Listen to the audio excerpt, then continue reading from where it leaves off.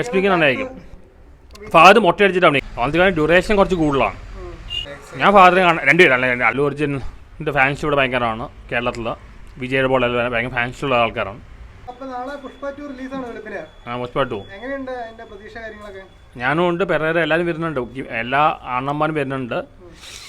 ഇത് വൻ പ്രതീക്ഷയാണ്, നല്ല പടമാകാൻ സാധ്യതയുണ്ട്.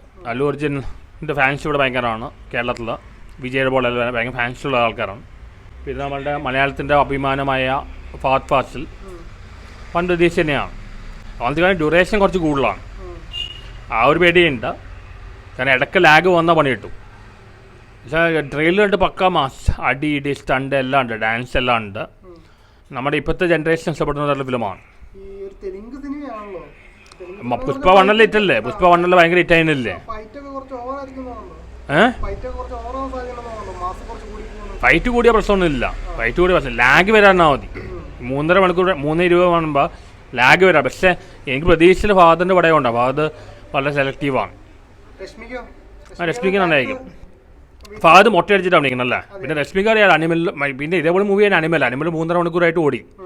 അനിമൽ 3.5 മണിക്കൂറായി നന്നായിട്ട് ഓടി. എന്തായാലും രശ്മിയുടെ എല്ലാ പടവും 3 മണിക്കൂർ കൂടുതലാവും. എന്തായാലും എനിക്ക് വൻ പ്രതീക്ഷയാണ്, പടം ഭയങ്കര ഹിറ്റാൻ സാധ്യതയുണ്ട്.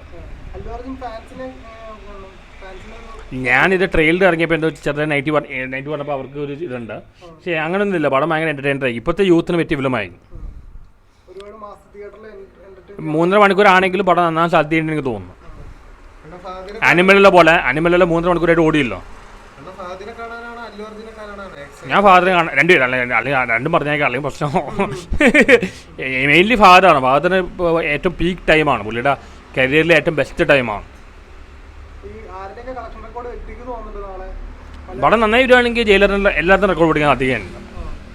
എന്തായാലും നാളെ അല്ലു അർജുൻ ഫാൻസിന് നല്ലൊരു ഡേ ആണ്. എന്തായാലും പടം വലിയ ഹിറ്റാവട്ടെ. ഇങ്ങനത്തെ വലിയ ഹിറ്റുകളുണ്ടായാലേ സിനിമ പിടിച്ചേക്കുള്ളൂ. സിനിമ ഇൻഡസ്ട്രിയിൽ ഇങ്ങനത്തെ വലിയ ഹിറ്റുകൾ വേണം.